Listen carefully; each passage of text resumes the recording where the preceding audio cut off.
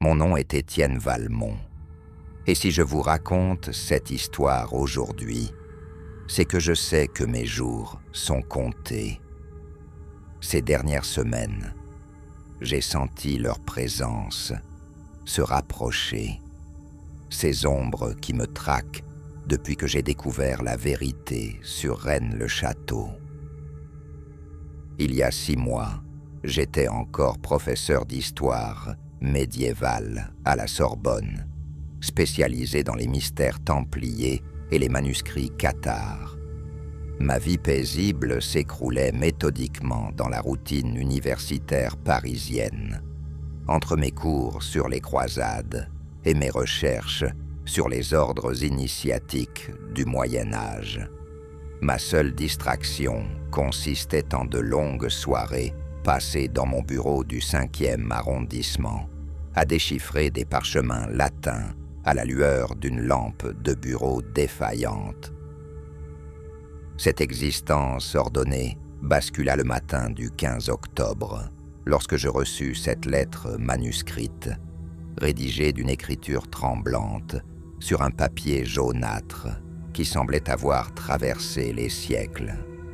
L'enveloppe ne portait aucun cachet de la poste, comme si elle avait été directement glissée dans ma boîte aux lettres durant la nuit. « Professeur Valmont, vous seul pouvez comprendre. Venez à Rennes-le-Château, avant qu'il ne soit trop tard. L'abbé Saunière n'était que le gardien. Le véritable secret commence maintenant. Suivez les signes du serpent rouge. La lune descendante approche, et avec elle, l'heure de la révélation finale. » La missive était signée d'une paraphe illisible, suivie du nom Monsieur Plantard, un nom que je connaissais pour l'avoir étudié dans mes recherches sur le prieuré de Sion et les mystères de l'Aude. Au lieu de jeter cette lettre comme j'aurais dû le faire, ma curiosité d'universitaire prit le dessus avec une force que je n'avais jamais ressentie auparavant. Il y avait quelque chose dans cette écriture, dans ce papier ancien, dans l'étrange parfum de terre humide qui s'en dégageait, qui éveillait en moi un instinct primordial que je ne parvenais pas à ignorer. 3 jours plus tard, après avoir annulé mes cours et confié mes responsabilités à un collègue, j'étais dans le train pour Carcassonne, puis en voiture vers ce petit village audois perché sur sa colline mystérieuse. Le voyage me parut interminable. À mesure que je m'enfonçais dans le sud-ouest de la France, le paysage se transformait progressivement, abandonnant la douceur des plaines pour révéler les contours plus âpres du Languedoc. Les vignobles s'étendaient à perte de vue, ponctués de mâts en pierre sèche qui semblaient surgir du sol comme des excroissances naturelles. Le ciel se voilait d'une brume persistante qui ne parvenait pas à masquer complètement un soleil blafard, créant une atmosphère ouatée et irréelle. Le paysage du Razès s'étendait devant moi, sous un ciel bas de novembre, chargé de nuages sombres qui semblaient peser sur les vignes dénudées avec une lourdeur presque palpable. Les dernières feuilles mortes tourbillonnaient dans un vent glacé qui sifflait entre les rangées de ceps taillés, créant une mélodie lugubre qui accompagna les derniers kilomètres de mon périple. Rennes-le-Château apparut enfin au détour d'un virage, ces quelques maisons agrippées au sommet de la colline comme des dents sur une mâchoire décharnée, dominant la vallée de l'Aude avec une majesté désolée. La route qui menait au village serpentait à travers des bois de chênes verts et de genévriers, leurs branches squelettiques griffant le ciel gris avec une précision géométrique troublante. Par endroits, d'anciens murs de pierre sèche délimitaient des parcelles abandonnées depuis des décennies, envahi par les ronces et les orties, qui avaient pris possession des lieux avec une vigueur inquiétante. Des croix de fer forgées, vestiges d'anciens calvaires, émergeaient de cette végétation sauvage, comme autant de sentinelles oubliées, gardant les secrets de ces terres maudites. L'église Sainte-Madeleine se dressait au centre du village, sa façade néo-gothique récemment restaurée, contrastant étrangement avec l'architecture traditionnelle des maisons environnantes. Je ressentis immédiatement cette étrange oppression que décrivent tous ceux qui s'aventurent en ces lieux. Une sensation physique de malaise qui semblait émaner des pierres elles-mêmes. L'air lui-même paraissait plus dense, chargé d'une électricité invisible qui hérissait les poils de mes avant-bras et créait dans ma bouche un goût métallique persistant. Les rues du village étaient désertes à cette heure tardive de l'après-midi, les volets des maisons clos comme des paupières endormies. Seuls quelques chats errants traversaient ma route, leurs yeux jaunes me fixant avec une intensité dérangeante avant de disparaître dans l'ombre des porches. Le silence était si complet qu'il en devenait oppressant, brisé seulement par le craquement de mes pas sur les pavés inégaux et le sifflement du vent dans les antennes de télévision qui couronnaient les toits d'ardoise. J'avais réservé une chambre au seul hôtel du village, une bâtisse du XIXe siècle, aux volets verts délavés qui semblait avoir connu des jours meilleurs. La façade décrépite portait encore les traces d'une ancienne enseigne, à demi effacée, et les géraniums des jardinières avaient depuis longtemps cédé la place à une végétation jaunâtre et rachitique. La propriétaire, Madame Bessou, une femme d'une soixantaine d'années, aux cheveux gris, tirés en chignon strict et aux yeux d'un bleu délavé particulièrement perçant, m'accueillit avec une méfiance palpable dès que je franchis le seuil de l'établissement. « Encore un chercheur de trésors », marmonna-t-elle en me toisant de la tête aux pieds, avec un regard qui semblait évaluer non seulement mes intentions, mais aussi mon degré de dangerosité. « Vous feriez mieux de repartir d'où vous venez, monsieur.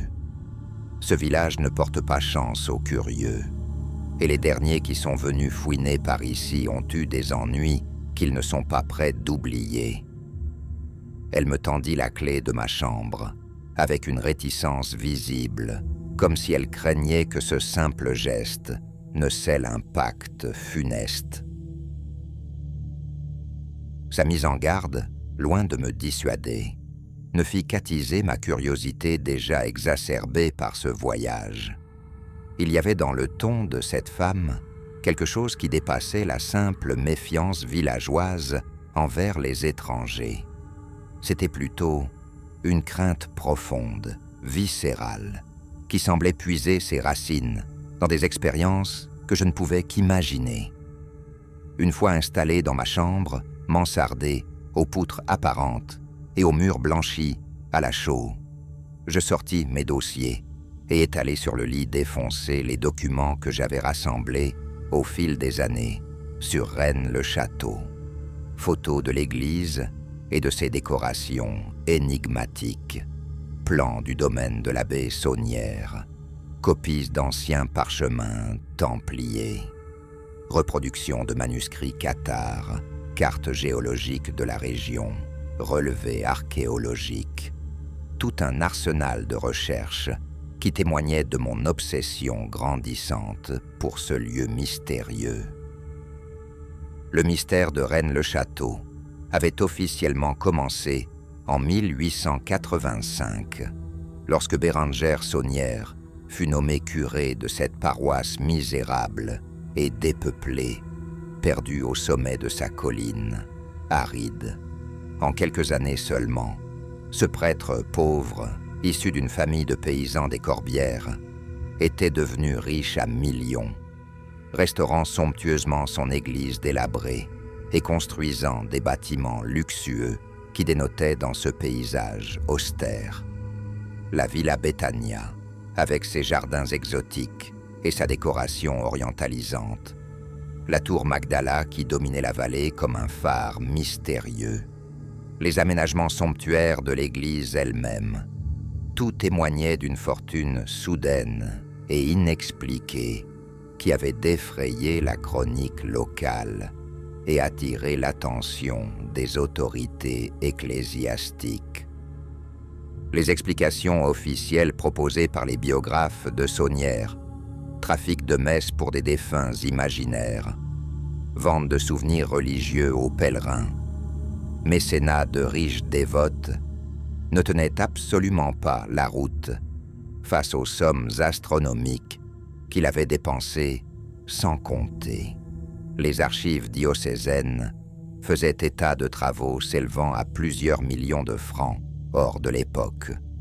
Une fortune colossale qui dépassait de loin les revenus d'un simple curé de campagne.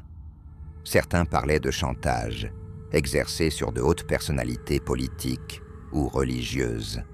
D'autres évoquaient la découverte d'un trésor wisigoth ou templier enfoui dans les souterrains du château en ruine qui couronnait la colline. Mais la vérité était probablement plus sombre encore, plus profondément enracinée dans l'histoire occulte de ces terres maudites. Le soir tombait déjà sur le village lorsque je descendis dîner dans la salle à manger de l'auberge. Une pièce basse de plafond, au mur, tapissée d'un papier peint, défraîchi, représentant des scènes de chasse. L'éclairage était fourni par quelques ampoules nues qui pendaient au bout de fils électriques douteux, créant des zones d'ombre et de lumière qui conféraient à l'endroit une atmosphère de clair-obscur particulièrement troublante. La salle était vide, à l'exception d'un homme assis dans l'ombre près de la cheminée éteinte, un vieillard ratatiné qui semblait faire partie du mobilier tant il paraissait immobile. Il devait avoir 80 ans, le visage buriné par les intempéries et creusé de rides profondes qui dessinaient une cartographie complexe de souffrances et de secrets. Ses cheveux blancs, clairsemés, encadraient un crâne décharné et ses yeux, d'un bleu délavé particulièrement intense, me fixaient avec une acuité troublante qui me mit immédiatement mal à l'aise. « Vous êtes le professeur parisien », dit-il sans préambule, d'une voix rauque qui semblait remonter des profondeurs de la terre. Ce n'était pas une question, mais une affirmation, comme s'il connaissait déjà tout de moi et de mes intentions. Je suis Henri Boudet, l'arrière-petit-fils de l'abbé du même nom, celui qui était l'ami intime de Saunière et son confident dans les heures les plus sombres. Mon ancêtre m'a légué bien plus que de simples souvenirs de famille. Professeur, il m'a transmis la garde d'un secret qui dépasse tout ce que votre imagination universitaire pourrait concevoir. Je m'approchai de sa table avec une curiosité mêlée d'appréhension, intrigué par ce personnage qui semblait surgir directement des pages d'un conte fantastique. Boudet fit signe à Madame Bessou d'apporter une bouteille de Corbière et 2 verres, geste familier qui témoignait d'une habitude ancienne. Le vin rouge sombre coulait comme du sang coagulé dans la pénombre de la salle à manger, et son parfum puissant, chargé de notes de terre et de sous-bois, me rappela étrangement l'odeur qui émanait de la lettre qui m'avait conduit jusqu'ici. Vous cherchez la vérité sur Saunière, n'est-ce pas? Vous voulez savoir d'où venait sa fortune et pourquoi il a transformé cette église oubliée en un temple de mystère. Mais êtes-vous vraiment prêt à en payer le prix? Car la vérité, professeur, exige toujours un sacrifice, et celui qui l'approche de trop près ne peut plus jamais revenir en arrière.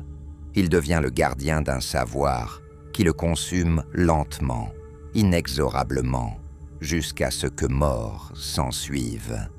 Sa voix était chargée d'une gravité qui me fit frissonner malgré la tiédeur de la salle, et ses yeux semblaient sonder les recoins les plus secrets de mon âme. Je hochai la tête, incapable de parler, la gorge serrée par une émotion que je ne parvenais pas à identifier. Quelque chose dans le regard de cet homme me mettait profondément mal à l'aise. Une lueur étrange qui rappelait celle qu'on trouve parfois dans les yeux des fous ou des visionnaires, cette intensité particulière de ceux qui ont entrevu des vérités interdites au commun des mortels. Saunière n'a jamais trouvé de trésor en or ou en argent, contrairement à ce que racontent les légendes colportées par les chasseurs de merveilleux et les amateurs de sensations fortes, continua Boudet en baissant la voix jusqu'au murmure, obligeant ainsi son interlocuteur à se pencher pour saisir chaque mot. Ce qu'il a découvert était infiniment plus précieux et plus dangereux que tous les trésors matériels de ce monde. Il a trouvé la preuve formelle, irréfutable, documentée, que le christianisme repose sur un mensonge fondamental, un mensonge si énorme qu'il a bouleversé les fondations mêmes de notre civilisation. Et cette découverte lui a coûté la vie, professeur, comme elle coûtera probablement la vôtre. Mes mains se crispèrent sur mon verre, et je sentis le vin rouge tacher mes lèvres comme un présage funeste. En tant qu'historien spécialisé dans l'étude des hérésies médiévales, j'avais déjà entendu toutes les théories possibles et imaginables sur Rennes-le-Château. Descendance cachée de Jésus, Saint Graal, trésors cathares dissimulés dans des grottes secrètes, archives templières révélant les secrets de Salomon, reliques de l'Arche d'Alliance. Chacune de ces hypothèses avait fait l'objet de livres entiers et alimenté des débats passionnés entre chercheurs. Mais le ton de Boudet suggérait quelque chose de différent, de plus concret et de plus terrifiant. Une vérité assez simple et si évidente qu'elle en devenait éblouissante. En 1891, lors des travaux de restauration de son église délabrée, Saunière a fait une découverte qui a changé le cours de son existence et, par ricochet, celui de l'histoire secrète du christianisme. En creusant les fondations pour consolider le maître-autel, il a découvert 4 parchemins soigneusement dissimulés dans un pilier wisigoth du 5e siècle. Des documents d'une authenticité irréprochable que les plus grands experts en paléographie ont par la suite validés. Ces manuscrits n'étaient pas des actes de propriété ou des testaments de nobles oubliés, comme on aurait pu s'y attendre. C'étaient des témoignages de première main, rédigés par des contemporains directs de Jésus de Nazareth, des témoins oculaires de la crucifixion qui avaient consigné par écrit ce qu'ils avaient vu de leurs propres yeux. Et ces témoignages prouvaient de manière irréfutable que la résurrection n'avait jamais eu lieu, que toute la doctrine chrétienne reposait sur une mystification organisée par les disciples pour préserver leur mouvement naissant.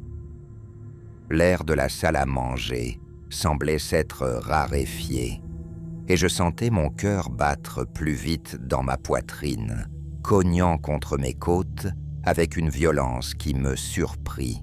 Les paroles de Boudet résonnaient dans ma tête comme autant de coups de marteau sur l'enclume de mes certitudes, ébranlant des convictions que je croyais solidement établies. Il continua son récit d'une voix monocorde, comme s'il récitait une leçon apprise par cœur et répétée des milliers de fois dans le secret de sa mémoire.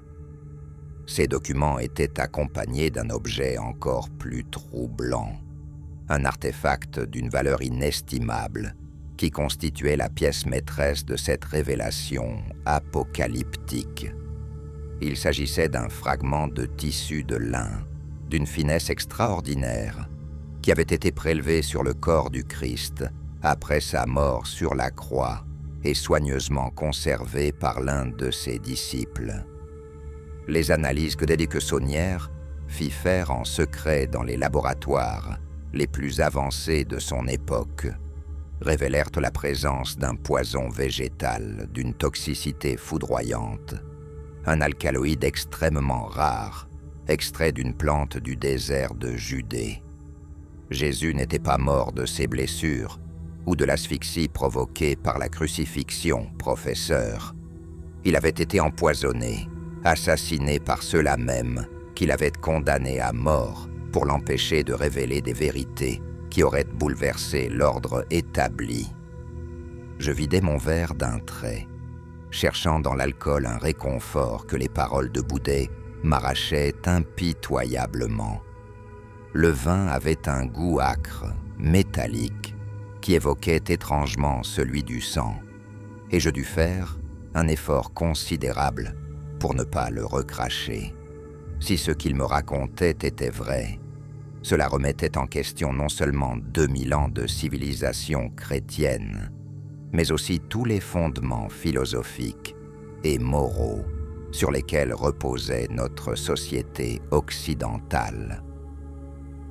Saunière comprit immédiatement l'ampleur terrifiante de sa découverte et les implications gigantesques de ce qu'il venait de mettre au jour. Il contacta discrètement les plus hautes autorités du Vatican, espérant naïvement que l'Église accueillerait cette révélation avec l'humilité et la sagesse qui auraient dû caractériser une institution vouée à la recherche de la vérité. Quelle ne fut pas sa surprise lorsqu'il constata que Rome connaissait déjà l'existence de ces documents et d'autres similaires, soigneusement dissimulés dans les archives secrètes du Saint-Office depuis des siècles. L'Église lui offrit une fortune considérable pour son silence, une somme qui dépassait tout ce qu'un homme de sa condition pouvait espérer posséder en plusieurs vies. Mais ce n'était pas suffisant pour Saunière, qui voyait dans cette découverte l'occasion de sa revanche sur une société qu'il avait toujours méprisée. Il voulait plus, beaucoup plus. Il commença donc à faire chanter Rome, en menaçant de rendre publiques ses découvertes, réclamant des sommes de plus en plus importantes et des privilèges de plus en plus extravagants. La voix de Boudet se fit plus sombre encore, prenant des accents de tragédie antique qui me glaçaient le sang. Dehors, le vent s'était levé et faisait claquer les volets mal fermés contre les murs de l'auberge, avec un bruit de mitrailleuse qui ponctuait sinistrement ses paroles. Des nuages noirs, chargés de pluie et d'électricité, masquaient maintenant complètement la lune naissante, plongeant le village dans une obscurité presque totale que les maigres éclairages publics ne parvenaient pas à dissiper. Pendant plusieurs années, de 1891 à 1916, Saunière vécut comme un prince grâce à l'argent du Vatican, transformant son église en un joyau d'art religieux et sa demeure en un palais digne d'un cardinal. Il entreprit des voyages somptuaires, collectionnait les œuvres d'art, entretenait une correspondance avec les plus grands érudits de son temps, bâtissait des projets grandioses qui témoignaient de sa richesse et de son pouvoir occulte. Mais l'Église avait ses propres plans, des projets à long terme qui ne souffrait aucune interférence de la part d'un simple curé de campagne, devenu trop gourmand et trop arrogant pour son propre bien. En 1916, lorsque Saunière commit l'erreur fatale d'exiger une somme dépassant les limites du tolérable, des hommes de main de l'Opus Dei, cette organisation secrète créée pour défendre les intérêts les plus inavouables de Rome, vinrent discrètement à Rennes-le-Château. Ils empoisonnèrent Saunière avec le même poison que celui qui avait tué le Christ 2 millénaires plus tôt, une justice poétique selon leurs critères de morale pervertie. Je me levai brusquement, renversant ma chaise dans un fracas qui résonna dans le silence de la salle à manger comme un coup de tonnerre. Cette histoire était trop précise, trop détaillée, trop cohérente pour être une simple légende locale, enrichie par l'imagination populaire. Chaque élément s'imbriquait parfaitement dans les autres. Chaque détail trouvait sa justification dans une logique implacable qui ne laissait aucune place au doute. Boudet sourit, un sourire sans joie qui dévoila des dents jaunies et ébréchées, témoins silencieux de décennies de secrets et de souffrances. Vous ne me croyez pas, professeur, et c'est une réaction parfaitement normale de la part d'un esprit rationnel et formé aux méthodes scientifiques. Moi non plus, je n'y croyais pas au début. Lorsque mon père m'a transmis cette histoire, en même temps que la responsabilité qui l'accompagnait. Jusqu'au jour où j'ai trouvé la cache secrète de mon arrière-grand-père, dissimulée dans les fondations de sa propre maison, selon des instructions transmises de génération en génération. Les documents sont toujours là, professeur, ainsi que le fragment de tissu et d'autres preuves matérielles qui confirment chaque mot de ce récit. Saunière n'était que le gardien temporaire de ces secrets millénaires. Depuis sa mort, c'est ma famille qui en assume la protection, une charge héréditaire qui nous a coûté plus cher que vous ne pouvez l'imaginer. Mon esprit rationnel, formé par des années d'enseignement universitaire et de recherche historique rigoureuse, se rebellait contre ces révélations qui remettaient en cause tout ce en quoi j'avais cru depuis mon enfance. Pourtant, l'attitude de Boudet, son calme imperturbable, la précision chirurgicale de ses détails, la cohérence interne de son récit, tout concourait à lui donner une crédibilité troublante qui ébranlait mes certitudes les plus solides. Où sont ces documents maintenant ?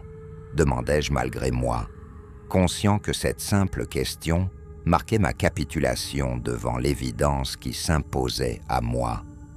La curiosité de l'historien prenait définitivement le pas sur la prudence du simple mortel, et je sentais que je venais de franchir un point de non-retour dans cette quête de vérité qui allait probablement me coûter beaucoup plus que ma tranquillité d'esprit.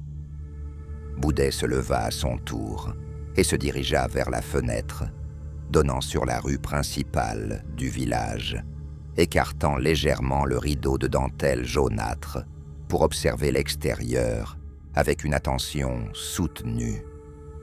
Quand il se retourna vers moi, son visage avait pris une expression inquiète qui contrastait avec le calme olympien qu'il avait affiché jusque-là. « Quelqu'un nous observe depuis le début de notre conversation », murmura-t-il en revenant vers la table. « Ils sont déjà au courant de votre présence ici, professeur, et probablement aussi du contenu de notre entretien. Nous devons partir immédiatement si vous voulez voir les preuves de vos propres yeux. Mais une fois que vous les aurez vues, une fois que vous aurez touché ces reliques maudites et lu ces témoignages millénaires, il n'y aura plus de retour en arrière possible. vous deviendrez l'un des gardiens du secret, et cela signifie que votre vie ne vous appartiendra plus. Vous serez condamné à protéger cette vérité jusqu'à votre dernier souffle, et vos ennemis n'hésiteront pas à vous éliminer s'ils estiment que vous représentez une menace pour l'ordre qu'ils défendent. Je m'approchai de la fenêtre à mon tour et jetai un coup d'œil discret dans la rue obscure. Effectivement, une silhouette sombre se tenait immobile sous le halo blafard d'un réverbère défaillant, face à l'auberge, dans une posture d'attente qui ne laissait aucun doute sur ses intentions. Impossible de distinguer les traits de son visage dans l'obscurité, mais quelque chose dans sa façon de se tenir, dans l'immobilité anormale de sa posture, suggérait une attention soutenue, presque prédatrice, qui me fit courir un frisson glacé le long de l'échine. « Qui est-ce » chuchotai-je, la gorge serrée par une angoisse grandissante. Les descendants spirituels de l'Opus Dei, ces fanatiques qui se font appeler les gardiens de la foi depuis que leur organisation officielle a été dissoute dans les années 70. Depuis la mort de Saunière, ils traquent impitoyablement tous ceux qui s'approchent de trop près de la vérité, utilisant tous les moyens à leur disposition pour préserver le secret qui garantit la survie de leur Église. Ils ont des gens partout, professeurs, dans les universités, dans les services secrets, dans les ministères, dans les médias, un réseau tentaculaire qui s'étend sur toute l'Europe et au-delà. Votre venue ici n'est pas passée inaperçue, et ils savent probablement déjà tout de vos recherches et de vos motivations. Boudet se dirigea vers l'arrière de l'auberge, me faisant signe de le suivre dans un dédale de couloirs étroits, aux murs suintants d'humidité. Nous passâmes par les cuisines, où Madame Bessou nous attendait, un trousseau de clés à la main, et le visage marqué par une inquiétude qui trahissait sa parfaite connaissance de la situation. Elle aussi semblait terrifiée, et ses mains tremblaient légèrement, tandis qu'elle nous ouvrait une porte donnant sur la cour intérieure de l'établissement. « La voiture est dans la grange, derrière la maison, » dit-elle à Boudet, d'une voix étouffée par l'émotion.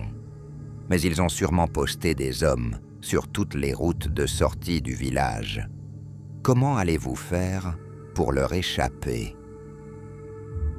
Boudet hocha la tête gravement, conscient des difficultés qui nous attendaient.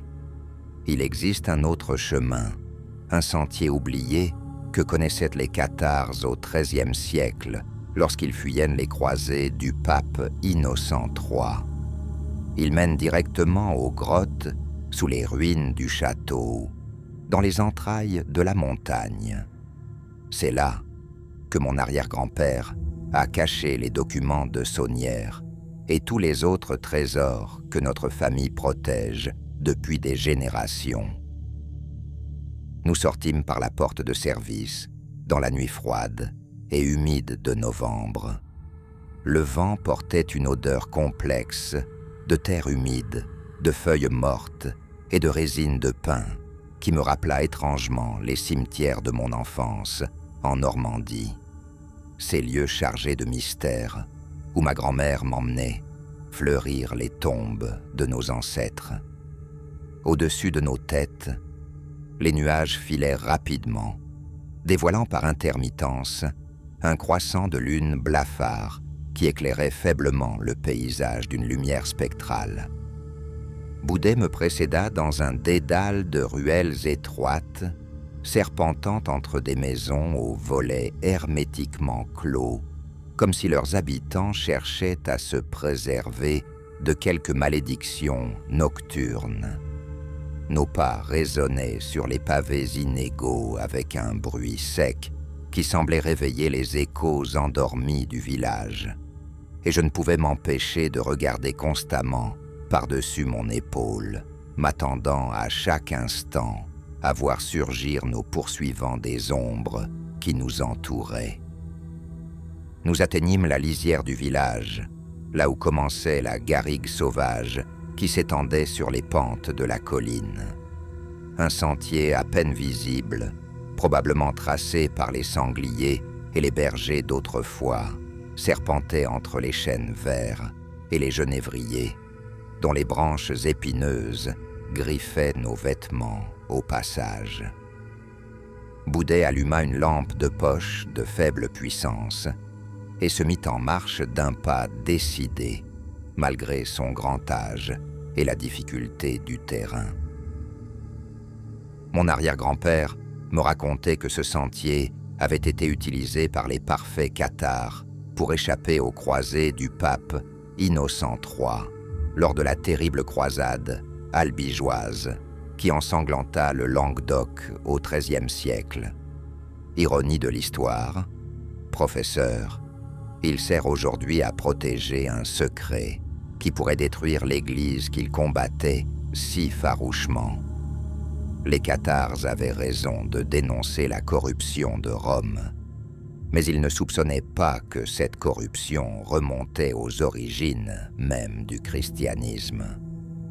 Nous marchions depuis une demi-heure environ, progressant lentement dans ce paysage chaotique de rochers calcaires et de végétation épineuse, lorsque j'entendis distinctement un bruit derrière nous.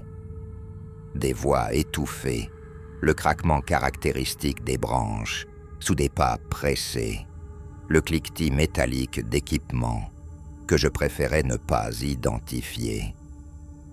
Nos poursuivants nous avaient retrouvés et gagnaient rapidement du terrain. Plus vite, souffla Boudet, en accélérant l'allure autant que le lui permettaient ses jambes fatiguées. Le faisceau de sa lampe de poche dansait devant nous, éclairant par intermittence les arbres décharnés et les rochers calcaires qui jalonnaient notre progression. Le sentier devenait de plus en plus escarpé et dangereux, serpentant au bord de précipices invisibles dans l'obscurité, et je sentais sous mes pieds des pierres qui roulaient dans le vide avec un bruit sinistre. Soudain, le sol se déroba littéralement sous mes pieds. Je glissais sur plusieurs mètres le long d'une pente rocailleuse particulièrement traître, dévalant dans un chaos de pierres et de broussailles, avant de m'arrêter brutalement contre le tronc noueux d'un chêne centenaire. La douleur me transperça l'épaule droite comme une lame chauffée à blanc, et je sentis le goût métallique du sang envahir ma bouche. Boudet me rattrapa tant bien que mal et m'aida à me remettre debout, examinant rapidement mes blessures d'un œil expert. « Nous y sommes presque », murmura-t-il en désignant un amas rocheux qui se dressait devant nous comme une forteresse naturelle. L'entrée de la grotte est juste derrière ce rocher.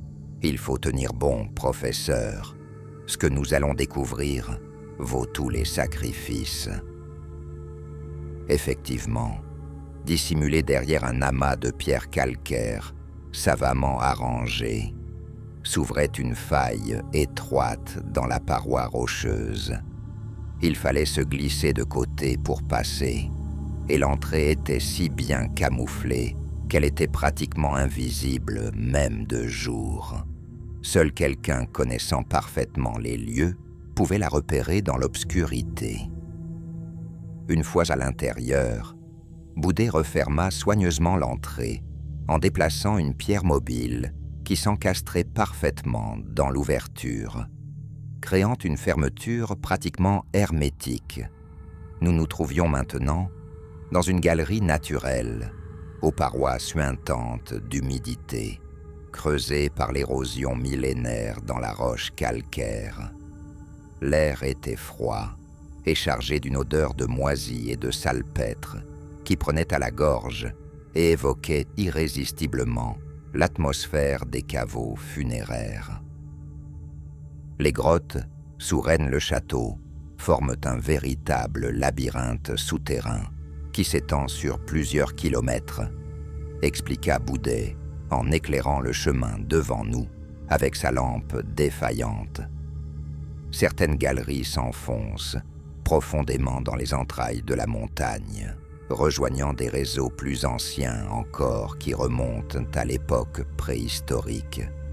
C'est ici que les Wisigoths avaient établi leur nécropole au Ve siècle, et plus tard, les Templiers y ont caché leurs archives les plus secrètes lorsqu'ils ont senti que l'ordre de Philippe le Bel allait s'abattre sur eux.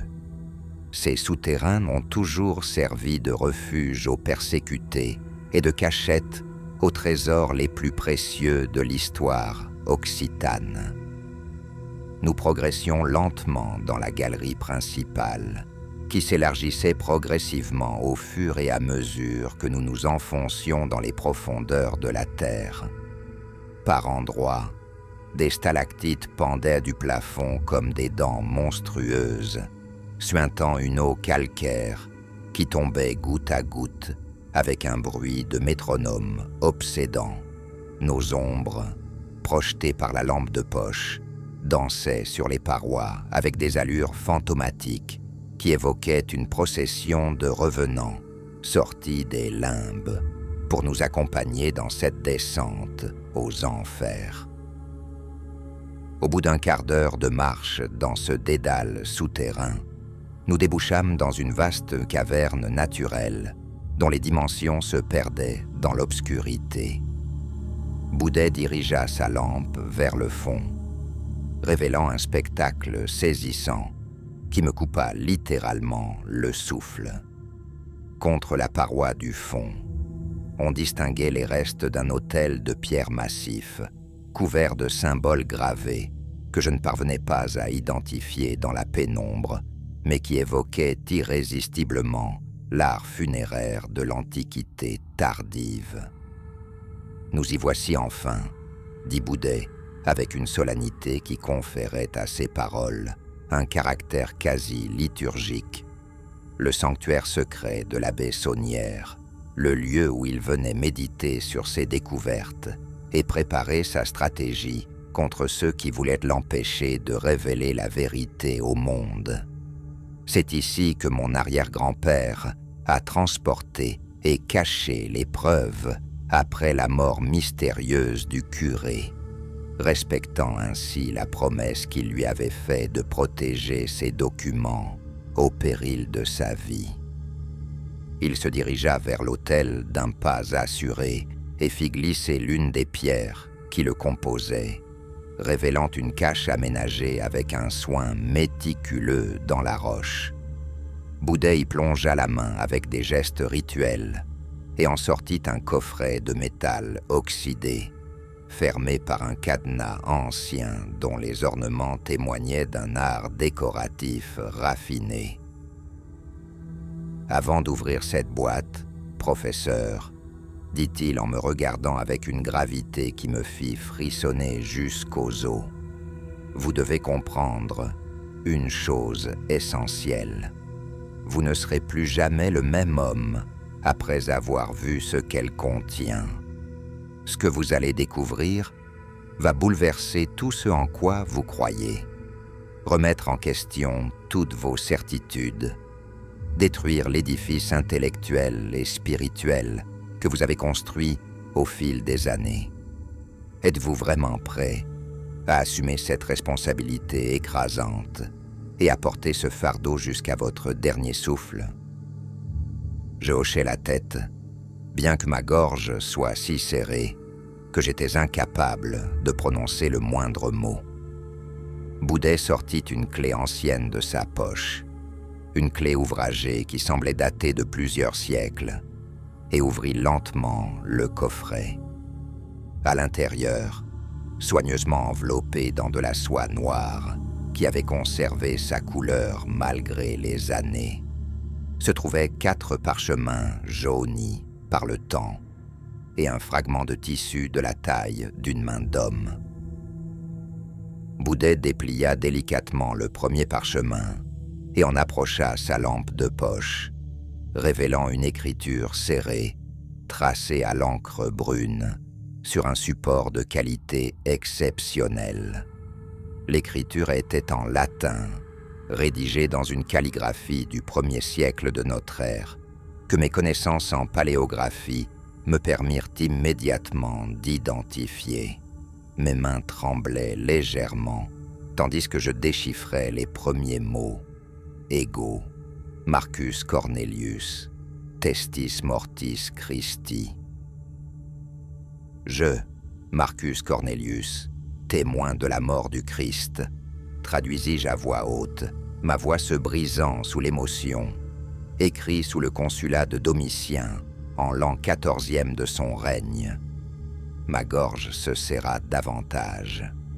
Si ce document était authentique, et tous les indices techniques semblaient le confirmer, il s'agissait d'un témoignage contemporain de la crucifixion, rédigé par un témoin oculaire qui avait assisté aux derniers instants du Christ. Boudet approcha davantage la lampe, et je pus lire la suite du texte avec une précision croissante. Les mots latins se gravaient dans ma mémoire avec une netteté douloureuse, chaque phrase révélant des détails qui contredisaient formellement les récits évangéliques que je connaissais par cœur depuis mon enfance. Selon ce témoignage rédigé dans un latin parfait, exempt de toute trace d'altération ultérieure, Jésus avait effectivement été crucifié sur ordre de Ponce Pilate, mais il était mort bien avant que les blessures habituellement fatales aient eu le temps de provoquer son décès. Un homme mystérieux, vêtu d'une toge pourpre et accompagné de gardes prétoriennes, s'était approché de la croix et avait tendu une éponge imbibée d'un liquide à ses lèvres. Quelques minutes après avoir absorbé cette substance, le Christ avait rendu son dernier souffle dans d'atroces convulsions qui n'avaient rien à voir avec les souffrances habituelles de la crucifixion.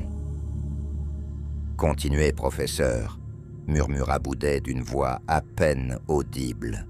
« Lisez jusqu'au bout.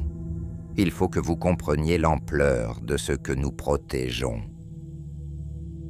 Le deuxième parchemin était signé d'un certain Lucius Flavius et racontait la même scène sous un angle légèrement différent, avec des détails complémentaires qui confirmaient et précisaient le témoignage de Marcus Cornelius.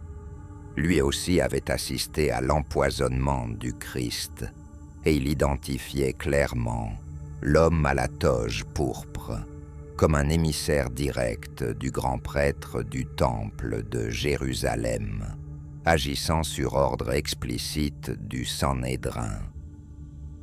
Les troisième et quatrième documents, rédigés respectivement par Gaius Antonius et Quintus Fabius, confirmaient point par point les deux premiers témoignages.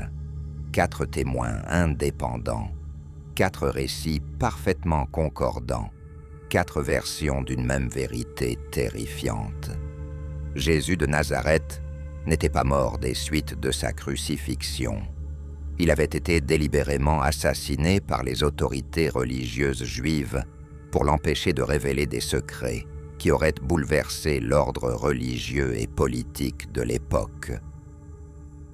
Mes mains tremblaient de façon incontrôlable, tandis que je reposais les parchemins dans leur écrin de soie noire. Si ces documents étaient authentiques, et tout portait à le croire, ils prouvaient de manière irréfutable que la résurrection était physiquement impossible. On ne ressuscite pas d'un empoisonnement. Toute la foi chrétienne, toute la civilisation occidentale reposait donc sur une mystification monumentale qui avait traversé 2 millénaires sans être démasquée. Et ceci, dit Boudet en soulevant délicatement le fragment de tissu avec des gestes qui tenaient de la vénération religieuse. C'est un morceau du linceul qui a enveloppé le corps du Christ après sa mort, prélevé et conservé par l'un des disciples qui avait assisté à la scène. Les analyses chimiques, réalisées en secret par Saunière dans les laboratoires les plus avancés de son époque, ont révélé des traces d'un alcaloïde végétal inconnu de la pharmacopée moderne, probablement extrait d'une plante du désert de Judée qui a depuis disparu. Ce poison était d'une toxicité foudroyante, capable de provoquer la mort en quelques minutes sans laisser de traces visibles sur le corps de la victime. Je fixais le morceau d'étoffe avec un mélange de fascination et d'horreur qui me submergeait complètement.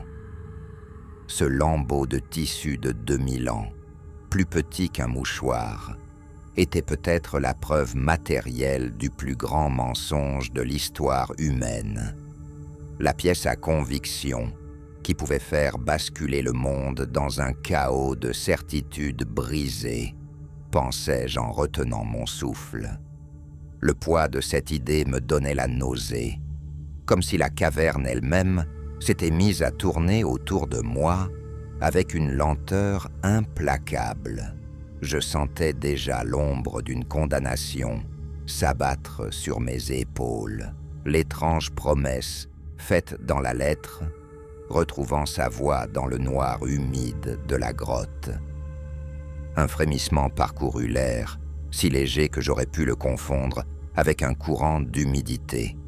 Boudet redressa la tête, tous ses sens en éveil, puis éteignit sa lampe un instant pour écouter la respiration de la montagne.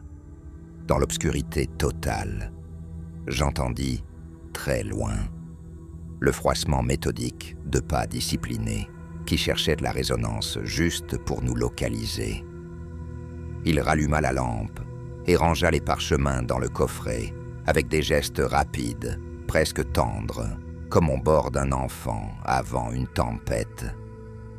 Sa main tremblait à peine, signe d'une habitude ancienne face au danger et d'une résolution qu'aucune peur ne parvenait à fissurer. Il souleva alors le fond du coffret et révéla un double compartiment où reposait un objet enveloppé d'un cuir noirci par l'âge.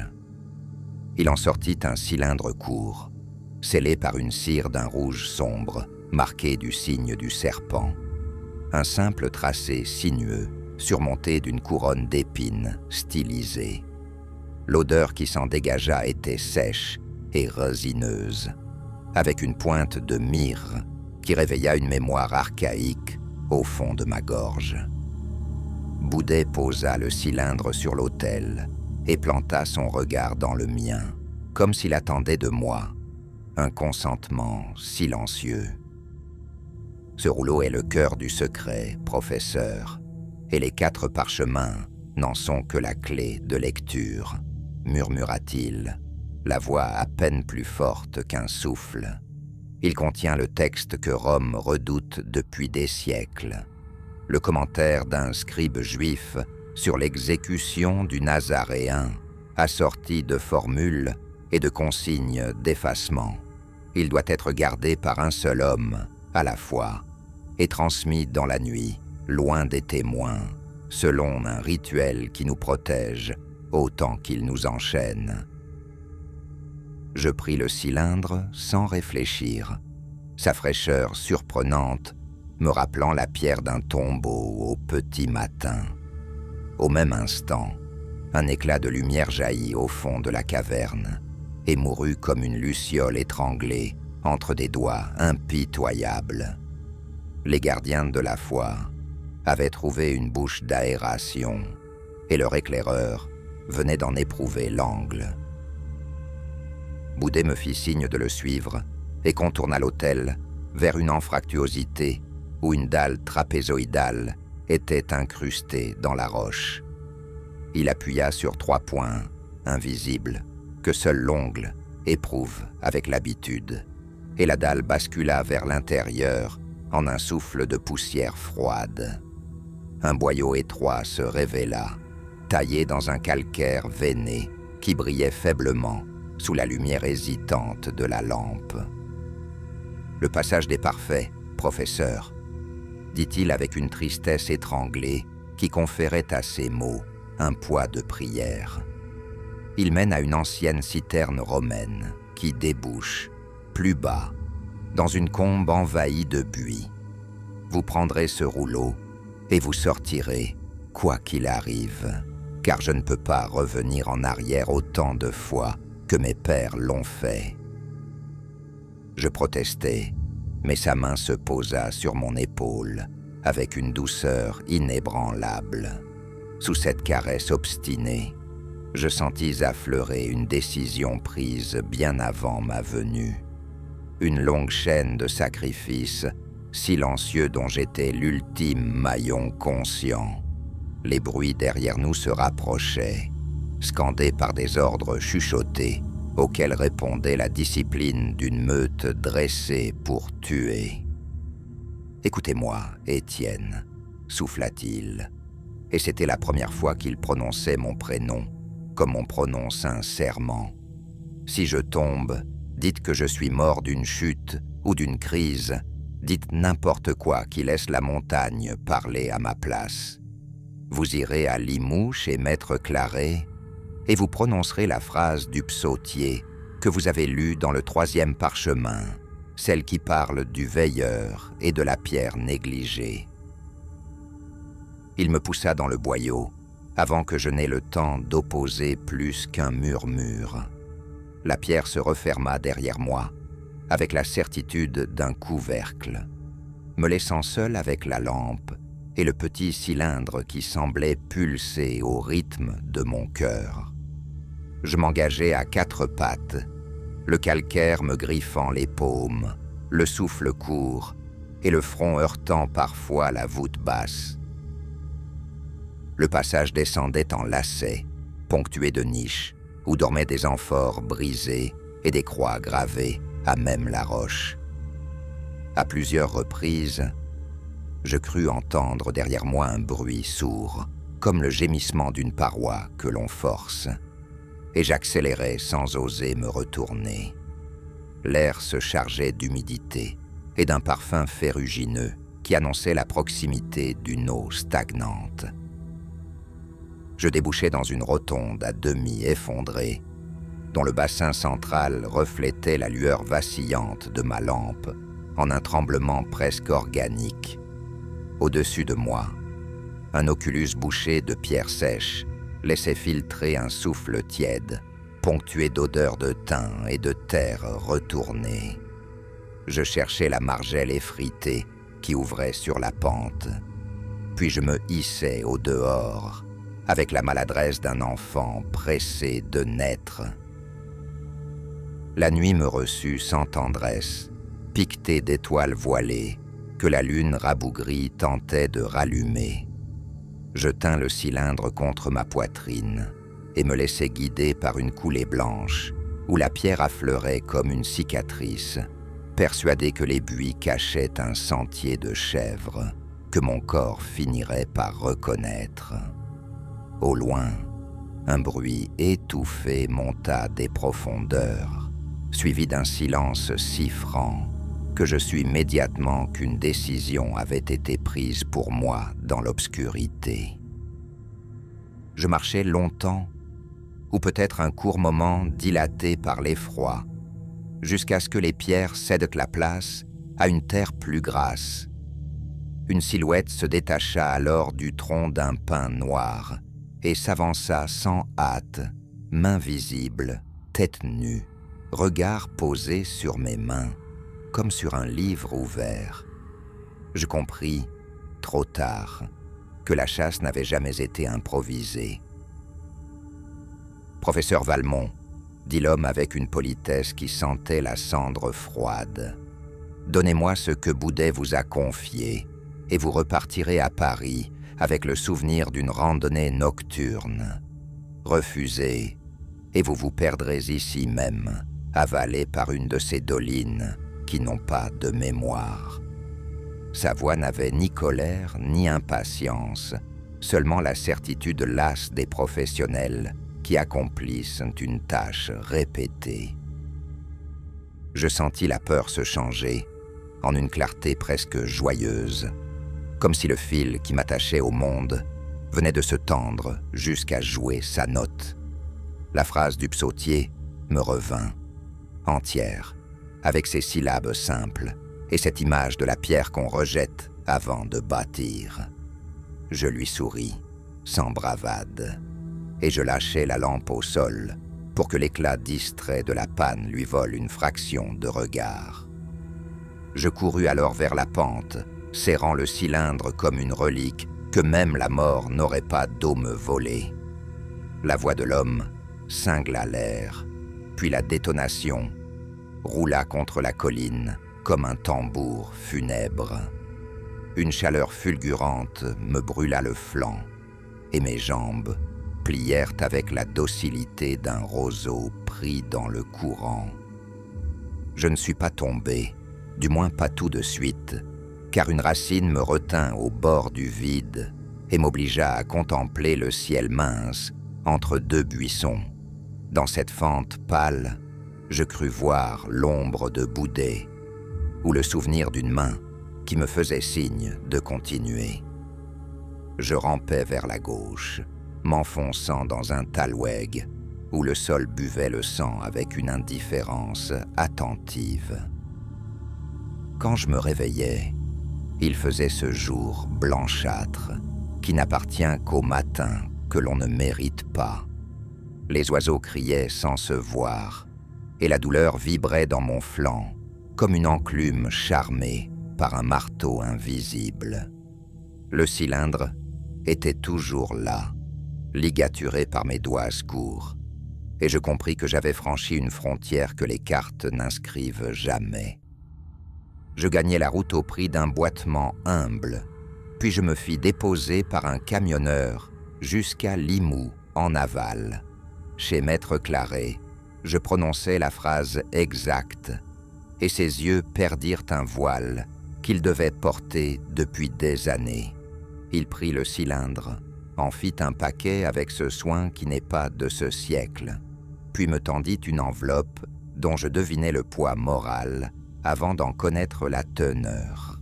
« Vous n'êtes plus un témoin, monsieur Valmont, vous êtes un dépositaire, » dit-il sans emphase. « Il y a des instructions, et il y a une carte où vous ne verrez rien tant que vous la regarderez en plein jour. Il y a aussi des noms que vous devez oublier, car votre mémoire n'est plus à vous. » Sa voix avait la pudeur des médecins qui annoncent une vie nouvelle avec les mots d'une ancienne condamnation. Je repartis pour Paris par des chemins sinueux, changeant de train et de visage dans les miroirs des wagons. Dans mon appartement, je fis des copies de travail de ce qui devait pouvoir être perdu, puis je répartis ce qui devait survivre dans des lieux que seule la déraison accepterait de fréquenter. À chaque précaution prise, je sentais monter autour de moi une patience hostile, comme si quelqu'un notait mes gestes pour mieux les défaire au moment choisi. Depuis ces heures-là, mes nuits sont peuplées de pas qui s'arrêtent sur mon palier sans appuyer sur la sonnette. Je reconnais dans le reflet des vitrines les silhouettes qui apprennent à respirer à mon rythme afin de se confondre avec mon ombre.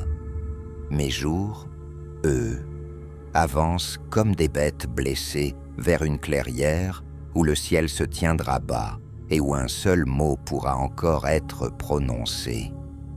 Je vous écris aujourd'hui parce que la lune décroissante revient sur le calendrier intérieur que nous partageons sans nous connaître. Je sais désormais ce que Boudet a choisi lorsque la montagne a retenu son souffle, et je sais ce que je dois choisir à mon tour. Les preuves existent, elles respirent derrière la pierre. et la pierre n'a jamais su mentir. Si ces lignes paraissent, c'est que je n'appartiens plus au temps des vivants, ou que j'ai renoncé à mon nom pour qu'il continue autrement. Dans l'enveloppe scellée chez Maître Claret, il y a de quoi briser des autels et bâtir des maisons où l'on parlera bas pendant des générations. Dans les grottes, il y a encore des pas à entendre et une lampe à rallumer si l'on sait prononcer la phrase juste. Mon nom est Étienne Valmont, et je vous confie ce que l'on m'a confié en silence. Si vous suivez les signes du serpent rouge, vous trouverez la pierre négligée, et vous saurez que la vérité ne sauve personne. Elle exige seulement d'être portée. J'ai compté mes jours, et il en reste peut-être assez pour déposer ce fardeau là où personne ne pensera à le chercher. Alors, si vous lisez ceci, ne cherchez pas mon visage dans les journaux et ne prononcez pas mon nom près des portes fermées. Cherchez plutôt la résine sèche dans les plis d'un vieux cuir et l'ombre d'un autel oublié sous la montagne. La révélation n'est pas une lumière, c'est une altitude, et l'on y manque d'air, d'autant plus qu'on croit la mériter.